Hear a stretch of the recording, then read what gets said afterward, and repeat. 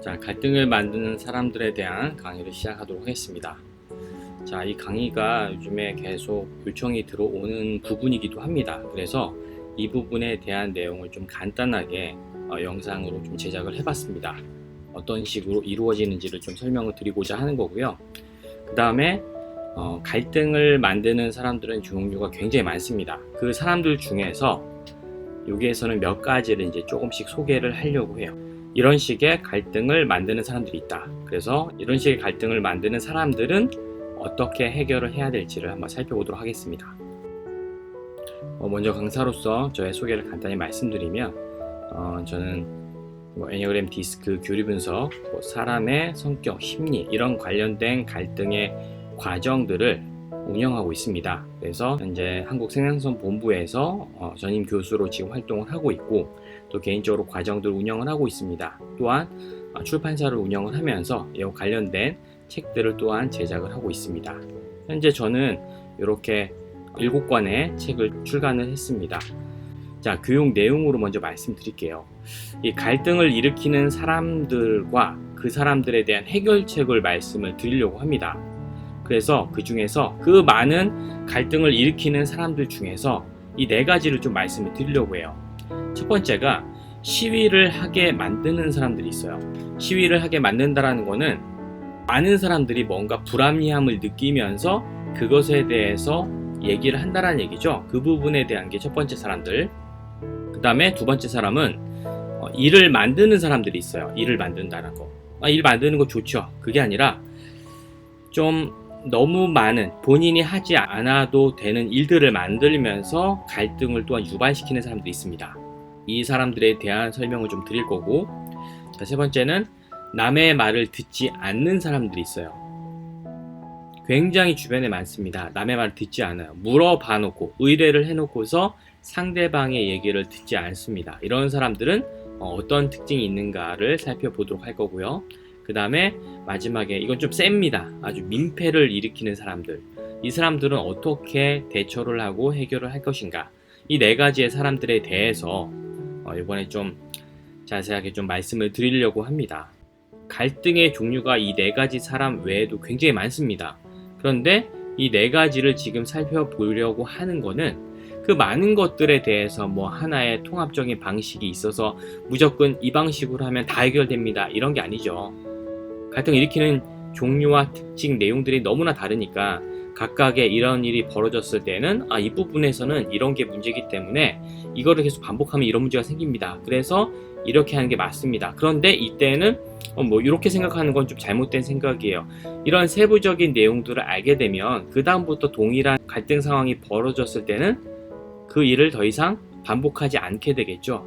그것이 가장 중요한 포인트입니다. 그래서 저는 오늘은 이 강의에서는 이 4가지를 설명을 드리지만 갈등을 유발시키는 모든 정말 수집할 수 있는 내용들을 다 취합을 해가지고 갈등에 대한 책을 하나 또 준비를 하려고 계획 중에 있습니다.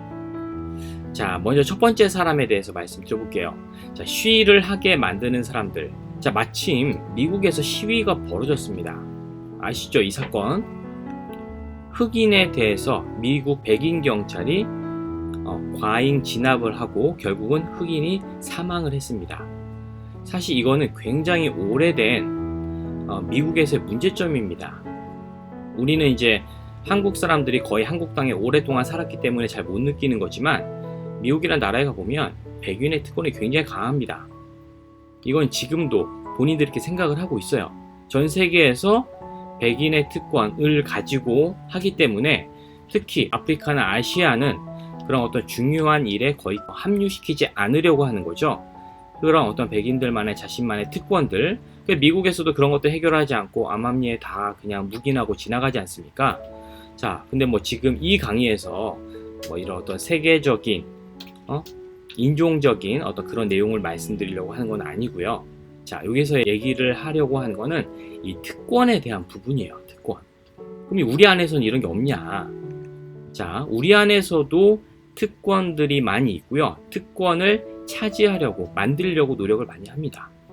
자, 이거 제가 뉴스를 검색을 하다가 찾아낸 건데요. 어느 도시에 중흥 S클래스 아파트와 센트럴 자이 아파트 2개가 있어요. 그런데 자, 이 각각의 아이들이 학교를 갈 거 아니에요. 그런데 이 중 S클래스 아파트의 아이들이 학교를 가려면 센트럴 자이 아파트를 지나야 됩니다.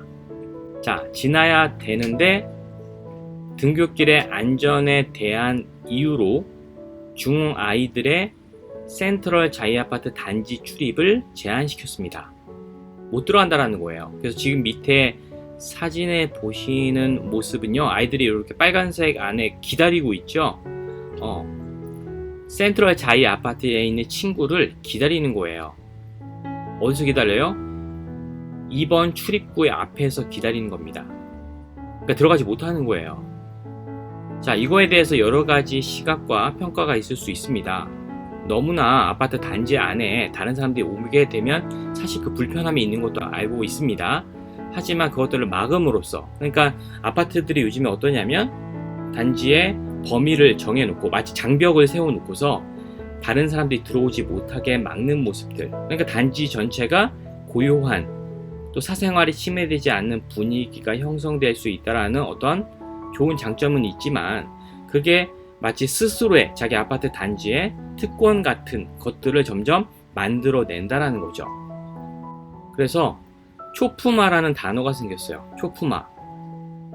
초등학교를 품은 아파트입니다. 그래서 특권의식. 여기서도 그 기자가 특권의식이라는 단어를 써서 기사를 만들었잖아요. 등교한 아이들 왜 막냐. 그러면 이제 예전에 이제 우리 어렸을 때를 생각해보면 학교를 갈 때 친구네 집에 가서 문도 두드리고 막 여러 가지 이런 모습들이 있었지만, 물론 그 시대와 지금 시대는 다르지만 여기서 문제는 이 특권적인 의식을 만드는 부분들이 문제가 된다는 겁니다. 사람들이 이걸 원해요. 우리만의 특권, 우리 단지만의 특권, 우리 사는 곳만의 특권.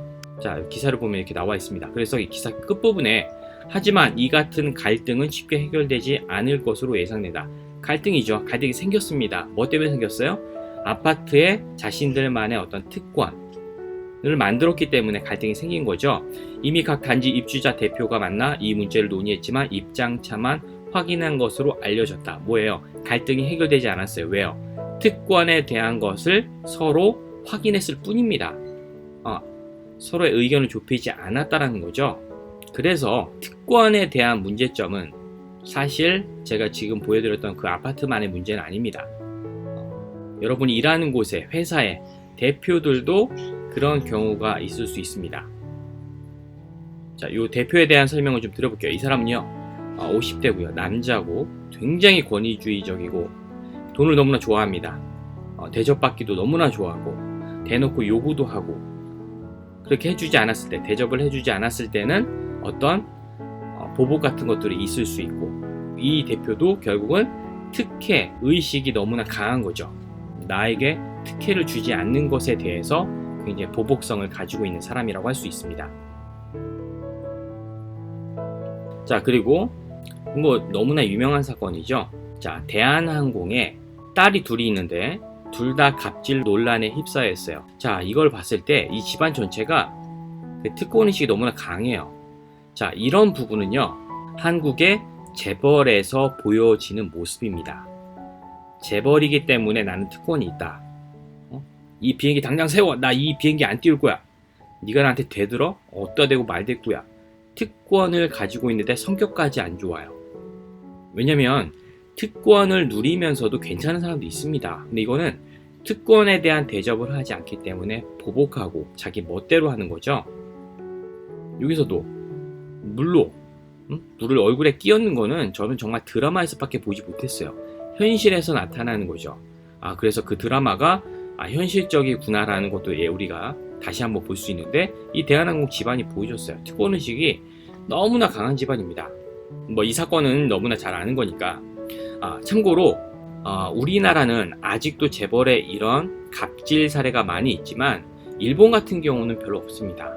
왜냐하면 일본도 원래 재벌이 있었는데 2차 세계대전 후에 어떠한 이유로 인해서 미국이 확실하게 그런 문화는 없애버렸어요. 그래서 일본 사람에게 한국의 갑질에 대한 이야기를 해주잖아요. 놀랄 수밖에 없습니다. 근데 우리는 이런 것들이 많다 보니까 저런 모습이 또 있구나 정도로 약간 그 충격이 그렇게 크지 않지만 굉장히 부끄러운 모습이에요. 이 재벌의 갑질은 정말 뿌리를 뽑아야 됩니다. 자, 그래서 여기서 얘기하는 건 특권 의식을 없애야 돼요. 특권을 바라지도 말아야 되고요. 특권을 반대해야 됩니다. 밑에 저 국회의원 배지 위에 사람이 누워 있는데, 자, 이 특권하면 또 국회의원입니다. 국회의원이 되면 굉장히 많은 특혜가 있다는 얘기 들어보셨습니까? 그래서 국회의원들이 그 특혜를 없애지 않죠. 본인들도 입법기관이기도 하고, 그 보좌관만 돼도 특혜가 어마어마하다고 합니다. 그래서 해외의 어느 다른 정치 국회의원과 한국의 국회의원의 특권에 대해서 예전에 비교된 어떤 내용들을 본 적이 있는데, 뭐 어느 나라는 자전거를 타고 가고, 나라를 위해서 일하는 건데 자기들의 어떤 특권을 만들어 놔서 굉장히 유혹거리죠. 계속 그것을 누려야 되고, 그래서 국회의원들의 갑질도 많이 보이는 겁니다. 특권을 바라면 바랄수록 그 사람은 갑질을 할 가능성이 커요. 그러니까 우리가 갑질하지 말아야 된다, 갑질 얘기 많이 하잖아요. 갑질 주로 누가 하냐면 특권을 갖고 있는 사람들이 많이 합니다. 특권이 없는 사람들은요, 갑질을 할 시작 부분 자체가 없습니다.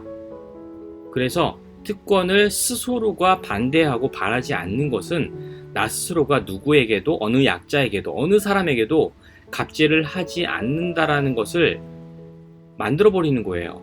근데 특권을 왜 바랍니까? 문제가 되는 거죠.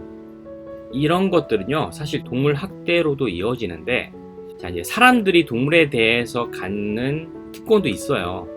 동물은 동물이니까 우리가 이용해 먹고 뭐 이렇게 하는 거라고 생각을 하는 사람과, 동물에 대해서 약간의 학대라도 해서는 안 된다라는 측이 양쪽이 사실 다 있잖아요. 이거는 원숭이를 목을 이렇게 끈으로 묶어서 그 코코넛 나무에 올려 보냅니다. 사람이 따는 것보다 원숭이가 따는 게 훨씬 쉬우니까 한 마리가 하루에요 1600개를 따요. 노예죠. 그래서 코코넛 노예 원숭이야. 원숭이가 안 따면 때리고 채찍질로 학대를 하고 하는 거예요. 그래서 해외 어느 기업은 이렇게 원숭이를 동원해서 코코넛을 딴 그곳에 코코넛을 수입하지 않겠다라고 발표를 한 곳들이 있습니다. 이런 것도 굉장히 바람직하죠. 자신만의 어떤 특권을 가지고 있다라는 생각 때문에 동물들을 학대하는 거, 그러니까 동물들에 대해서 우리가 학대해도 된다, 뭐 이런 것들도 요즘에 사실은 사회적인 문제가 많이 되고 있습니다. 지금 뭐 사람들 간의 갈등을 얘기하는 거지만 사실은 이건 동물과 벌어지는 건데, 그것으로 인해서 주변 사람과의 갈등이 또 생기는 거예요. 이런 부분들은 요즘에 굉장히 논란이 많이 되고 있는 겁니다. 자, 그러면 또 이제 이 부분 볼게요. 지하철을 타면 임산부석이 있습니다. 보통 그 한 라인의 끝부분에 있죠. 임산부석에 가보면 앉아있는 사람들 많아요. 임산부가 아닌데도. 그리고 심지어 이걸 비판하는 사람도 있습니다. 왜냐하면 왜 임산부에게만 특권을 주냐.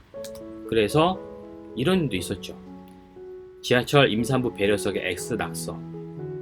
임산부에 대한 혐오적인 생각을 하는 사람도 있고요. 심지어 임산부가 나타나서 자리 좀 앉게 해달라고 하잖아요. 그러면 배를 만지는 사람도 있어요. 확인하려고. 굉장히 불이한, 말도 안 되는 행동을 하는 거죠. 근데 제가 지금 이건 보여드린 이유는, 이건 임산부에 대한 특혜가 아니죠. 이건 배려입니다. 배려. 특혜와 배려를 이해하지 못하고 그러다 보니까 이상한 행동들을 하시는 분들이 있어요. 이거는 사실은 좀 배려를 해줘야 되는 부분이라고 생각을 해서 이거는 특권이 아니다, 이 부분을 좀 말씀드리려고 넣는 겁니다. 설명을 드리는 거예요. 자, 임산부 배려석을 둘러싼 이런저런 생각들이 있는데, 끝자리가 편해. 끝자리가 편한 거 누구나 다 압니다. 하지만 배려 때문에 안 하는 거죠. 그리고 끝자리가 편하니까 임산부가 앉으면 더 편안하게 앉을 수 있잖아요. 임산부에게 가운데 자리에다가 앉으라고 하면은 불편한 자리를 임산부에게 배려하는 건 좀 아니지 않습니까? 그리고 복잡할 때 앉으면 안 돼? 이 유혹이 아마 사람들 굉장히 클 거예요. 임산부가 없는데 빈자리로 있는 것보다는 앉는 게 좀 낫지 않을까. 비켜달라는 얘기도 없는데 뭐 어쩌냐 어떠냐, 삼촌 이모 여기 왜 앉아 계세요? 라고 또 이제 반대로 그 앉는 사람들에 대해서 너무나 배려심이 없다, 그것 좀 앉으려고 자기의 어떤 그 배려를 갖지 않고 앉아버리는 저 뻔뻔함에 대한 생각을 하시는 분도 굉장히 많습니다. 이런 생각들, 아직은 우리가 의식이 이런 것들이 좀 복합적으로 나타나는 수준이라고 볼 수가 있고요. 자, 이렇게 해서 첫 번째, 시위를 하게 만드는 사람들이 있다. 그 사람들은 자기만의 특권을 가지고 있으니까 상대 쪽에서 불합리함을 느끼고 시위를 하게 된다. 특권을 만들다 보니까 갑질을 하게 되고요. 그래서 스스로가 자기를 위해서라도 특권을 바라는 것을 멈춰야 된다 라고 말씀을 드렸습니다. 특권의식. 혹시 여러분은 나 자신이 가지고 있는 어떤 특권이 있지 않은가 한번 생각해 볼 필요가 있어요. 특권을 내려놨을 때, 버렸을 때 굉장히 사람이 멋있는 사람이 될 수가 있습니다. 특권 버리세요. 특권을 갖고 있는 순간 항상 갑질은 언제든지 할 수 있게 됩니다. 자, 두 번째,